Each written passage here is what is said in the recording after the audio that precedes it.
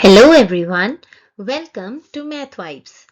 आज हम करने वाले हैं क्लास 6 की न्यू बुक गणित प्रकाश बुक का चैप्टर पेरीमीटर एंड एरिया। और उसमें हम करेंगे एक ऐसी एक्टिविटी जिसने बच्चों को बहुत कंफ्यूज करके रखा है। But the activity is not that difficult. Okay, it is related to 10 gram and it is given on figure it out page number 139. Okay, in your गणित प्रकाश बुक फॉर क्लास 6 जो new NCERT की changed book है। अब इस question में given है कि आपको एक 10 ग्राम पीस दिया हुआ है और आपकी टेक्स्ट बुक की एंड में इफ यू विल नोटिस एक रिसोर्स पेजेस हैं जिसमें आपको ऑलरेडी एक बड़ा सा 10 ग्राम दिया है और उसकी एक छोटी सी मिनिएचर पिक्चर आपके पेज 139 पे भी पेस्ट है। ओके, नाउ अब इसमें कुछ क्वेश्चंस हैं जो हमें करने हैं। Firstly, you can cut those 10 gram pieces given at the back of your book and you can paste it on your notebook if you wish. Alright. So first question है, explore and figure out how many pieces have the same area. इस जो 10 gram puzzle आपको ये given है इसमें कौन से इतने पीसेज हैं, कितने पीसेज हैं जिनका एरिया सेम है। Now if you will look at the figure carefully और आपको इमीडिएटली आपको पता चल जाता है कि ए और बी ऐसे के दो शेप्स हैं जिनका एरिया सेम है। ओके, बट अगर आप थोड़ा ट्विस्ट करके देखोगे तो you can also understand that C और ई भी एक ऐसी की शेप्स हैं जिनका एरिया सेम है। अब अगर आपको क्वेश्चन में सिर्फ ये बोला है कि कोई भी पेयर बताओ जिनका एरिया सेम है तो आप सिर्फ ए और बी भी लिख सकते हो। Okay, but if it is generally asked you can write shape A and B and shape C and E. Okay, moving on, next question, how many times bigger is shape D as compared to shape C? And what is the relationship between shapes C, D and E?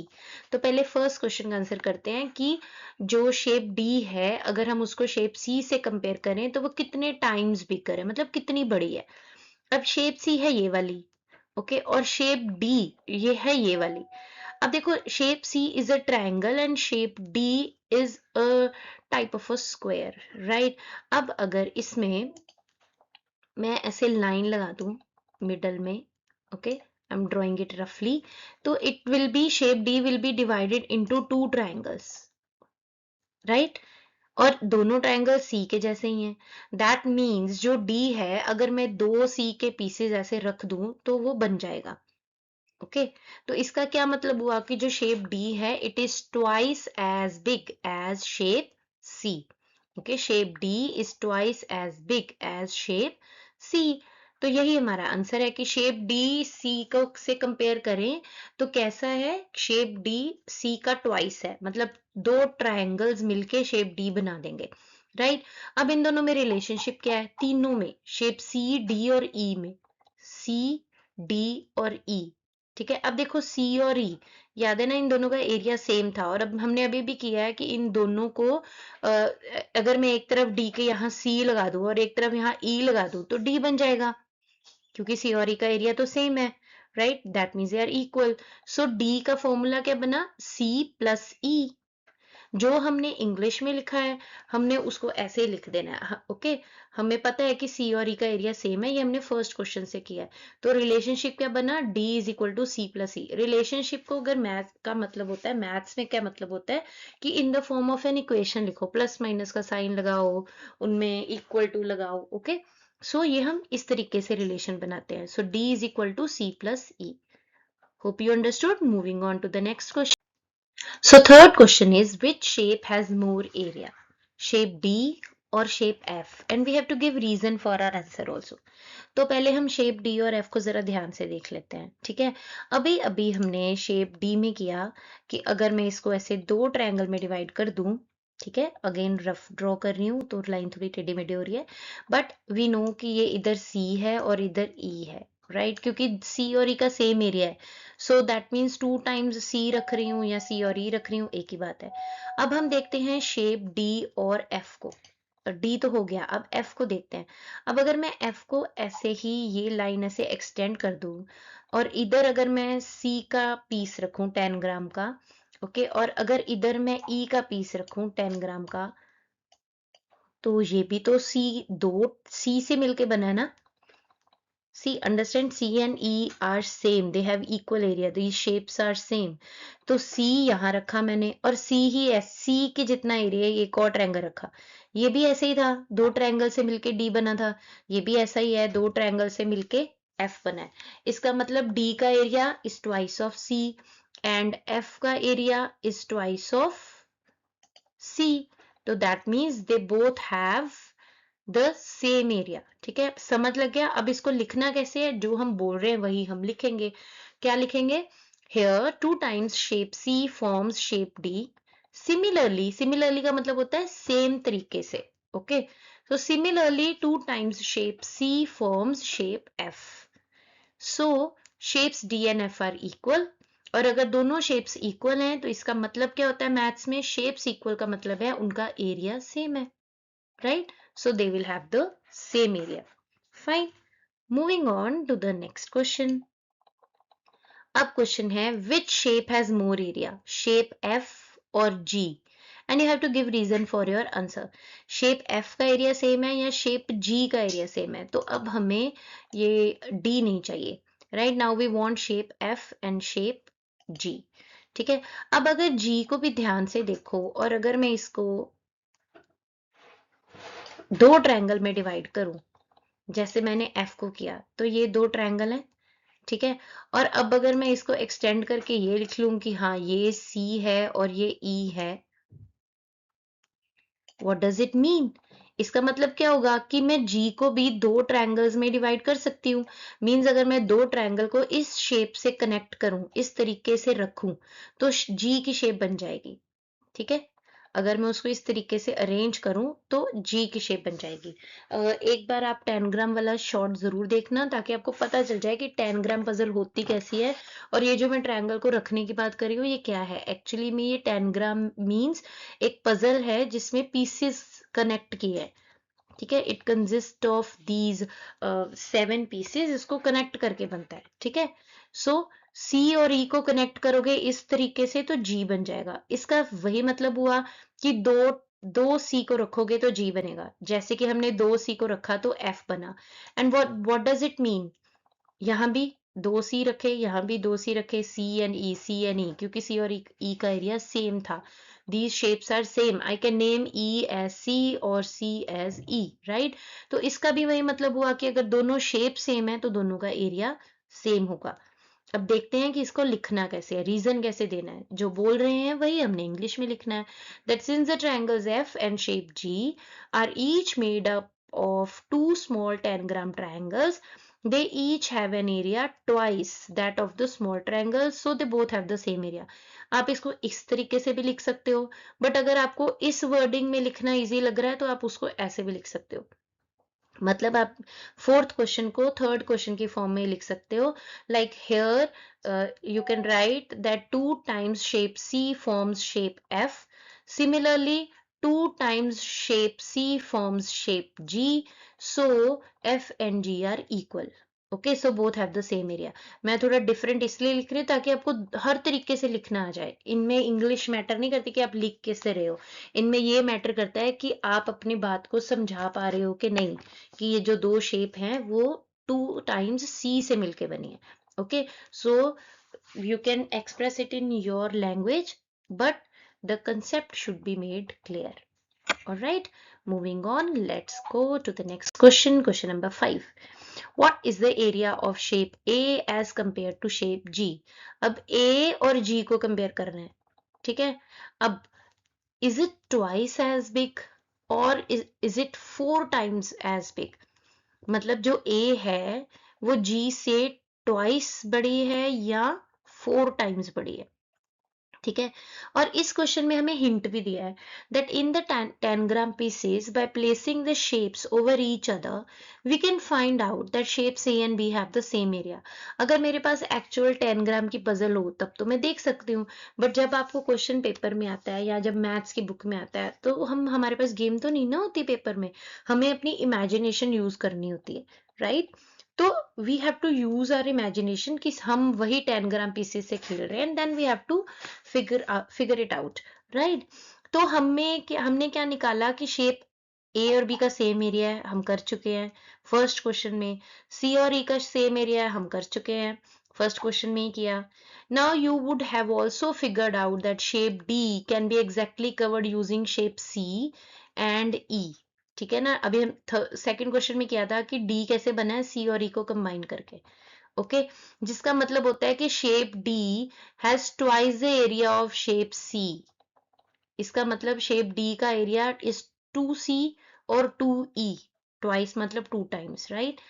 तो अब question है कि shape ए का area और जी का area compare करो तो कितना होगा।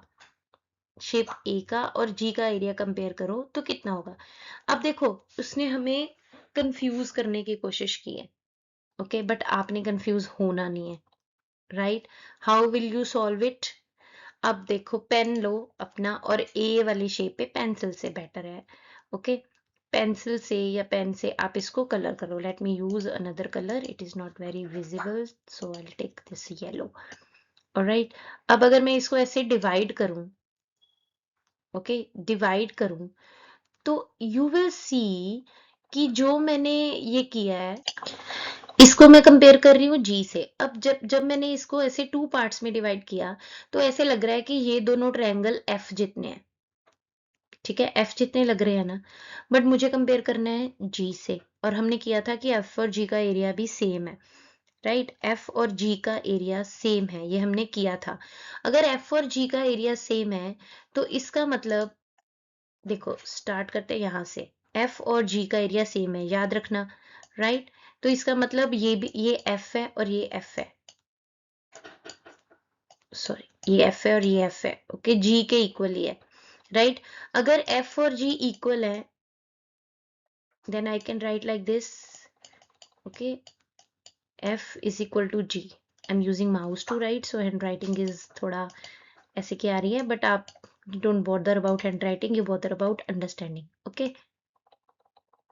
f is equal to g, इसका मतलब a का एरिया क्या हुआ, g plus g, and what is g plus g, it is g plus g is 2g, 2g means twice the area of shape G।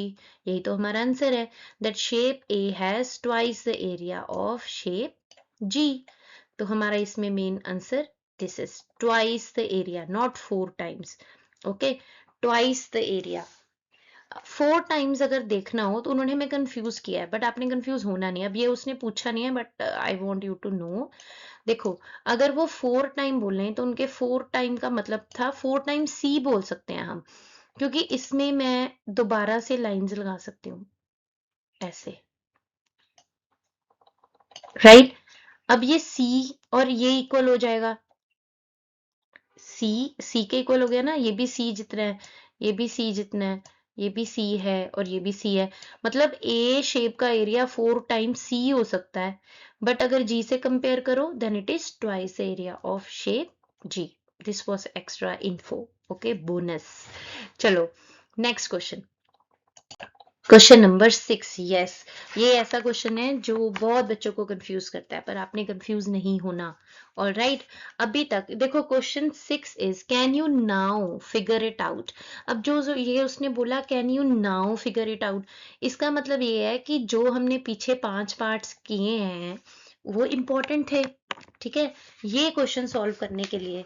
तभी उसने बोला ना कि क्या अब आप निकाल सकते हो, इसका मतलब हमें वो 5 के 5 पार्ट्स यूज करने हैं इस क्वेश्चन में। So here were the 5 parts, मैंने सिर्फ आंसर लिखे हैं कि हमने उन क्वेश्चन में आंसर्स क्या निकाले थे, ठीक है। Figure out the area of the big square formed with all 7 pieces in terms of the area of shape C। अब आपको सारे जो ये स्क्वायर है, बिग स्क्वायर बना है, okay, not the pieces, big square जो बना है 7 पीसेस को कंबाइन करके उस पूरे पीस का एरिया निकालना है। मतलब मुझे हर एक पीस का इंडिविजुअल एरिया चाहिए, राइट। तो अभी तक हमने जो 5 पार्ट किए हैं उनमें हमने सारे पीसेस का एरिया निकाल लिया। देखें कैसे, लेट्स स्टार्ट। सी, जो हमने किया first part, shape A and B and shape C and E have the same area, उसको मैं ऐसे लिख सकती हूँ। और उसके लिए अब हमें सारे क्वेश्चन सी की शेप में ही चाहिए, राइट। तो हम सी को सपोज कर लेते हैं कि let us say the area of C is X, okay, तो हमने किया था कि शेप सी और ई का एरिया सेम है, ये किया था। तो अगर एरिया सेम है तो I can say area of E is equal to area of C is equal to X. ठीक है, फिर हमने किया कि एरिया ऑफ डी जो है, जो डी है, it is twice as big as shape C. ठीक है, ये हमने किया था ना, it is twice as big. Twice का मतलब होता है 2 टाइम्स, मतलब 2c। इसका मतलब जो एरिया ऑफ डी है दैट इज एरिया ऑफ, उसका मतलब 2c, right. Area of 2c मतलब 2x, या 2 टाइम्स एरिया ऑफ डी की जगह 2c लिख दिया तो 2x आ गया। ओके, और 2c लिखा है तो मैं इसको आगे ऐसे लिख सकती हूँ 2 इंटू एरिया ऑफ सी, मतलब 2 इंटू एक्स, सो 2x, राइट। अब अगला क्वेश्चन है, एरिया ऑफ एफ निकाला है मैंने। अब नेक्स्ट में हमने किया था, ये देखो, नेक्स्ट में हमने किया था डी एंड एफ का एरिया सेम है। डी का मैं ऊपर निकाल चुकी हूँ कि डी का एरिया है 2x, तो एफ का एरिया क्या हुआ, 2x। ठीक है, अब मुझे निकालना है जी का, दैट शेप एफ और जी हैव द सेम एरिया। ठीक है, अगर एफ और जी का एरिया सेम है तो एफ का तो एरिया मैंने अभी भी निकालना है 2x, तो इसका मतलब जी का एरिया भी कितना होगा, 2x। ठीक है, फिर एरिया ऑफ ए निकालते हैं। ए का area is twice the area of shape G. A का एरिया कितना है कि जी के एरिया को 2 से मल्टीप्लाई कर दो। जी का एरिया तो था 2x, इसका मतलब ए का एरिया कितना हो गया, 2 into 2x is 4x, right. अब निकल आया बी। बी है जो फर्स्ट में हमने किया था कि shape A and B have the same area, A और बी का सेम एरिया। अगर ए का एरिया 4x है तो बी का एरिया कितना होगा, 4x, राइट। अब हमारे पास, अब ये हम कर क्या रहे थे, अब हमने ये सारे जो हैं वो हमने इंडिविजुअल निकाले हैं 7 पीसीज के एरियाज। क्योंकि अगर मुझे टोटल, हमने क्वेश्चन किया था ना, एक एरिया ऑफ कॉम्पोजिट फिगर निकाला था इसी चैप्टर में, है ना। तो हम क्या करते थे, पीसीज का एरिया निकाल के, स्मॉल स्मॉल का एरिया निकाल के उसको प्लस कर दिया। तो अभी total area of big shape क्या होगा, सारे एरियाज को प्लस कर दो, area of shape A plus B plus C plus D plus E plus F plus G. ठीक है, और इनके अकॉर्डिंग इनकी वैल्यू पुट कर दो। ए का क्या था 4x, बी का क्या था 4x, सी का एरिया हमने x लिया था, डी का एरिया 2x आया था, ई का एरिया x आया था, एफ का एरिया 2x आया था, जी का एरिया 2x आया था। ये हमने सारे यहाँ फिट कर दिए। अब अभी आपने ये अलजेब्रा किया नहीं है, ओके, बट मैं आपको थोड़ा सा हिंट देती हूँ क्योंकि अभी आप आगे कर लोगे। सो अभी जितना नेसेसरी है उतना मैं समझा रही हूँ। ये देखो, x जो होता है उसको हम वेरिएबल बोलते हैं। ए बी सी वाले नंबर्स को आप हिंट ऐसे लेमैन लैंग्वेज की तरह अगर लर्न करो अभी, क्योंकि आपको डिटेल नहीं पता, अभी अभी हमने नहीं की है ना। तो ये लेमैन लैंग्वेज की लैंग्वेज में, अगर मैथ्स में ए बी सी से लेके जेड तक कोई भी यूज होता है उनको हम वेरिएबल बोलते हैं, और जो मैथ्स वाले यूज होते हैं जैसे 1 2 3 4 उनको कांस्टेंट बोलते हैं। तो अभी हम x सब में कॉमन है तो x का x ऐसे ही रहेगा, और इसके आगे जो लगा है इसको हम कोफिशिएंट बोलते हैं। ओके, और जिसके आगे कुछ नहीं लगा, जैसे x अकेला है, तो जिसका कोई नहीं होता उसका कौन होता है, 1। ठीक है, जिसका कोई नहीं होता उसका 1 होता है, तो जिसके आगे कुछ नहीं लगा उसके आगे हम 1 लेंगे, राइट। सो 4 + 4 8 + 1 9, 9 + 2 11, 11 + 1 12, 12 + 2 14, 14 + 2 16, सो 16x। अब x क्या था, area of C, so 16x मतलब 16 in area of C। Okay, x की जगह एरिया ऑफ C लिख दिया, और कुछ नहीं साइन लगा हुआ, मतलब by default it is multiplication sign, मतलब 16 times area of C। That means the area of a big square is 16 times the area of shape C. समझे, इसका मतलब जो पूरा बड़ा वाला हमने स्क्वायर लिया है, अगर मुझे उसको करना हो तो एरिया ऑफ शेप C के इक्वल होता है। ठीक है, आगे आ जाओ। Question number 7. Arrange the 7 pieces to form a rectangle. What will be the area of this rectangle in terms of the area of shape C now? Give reasons for your answers. बहुत बड़ी निकाल लिया अब तो।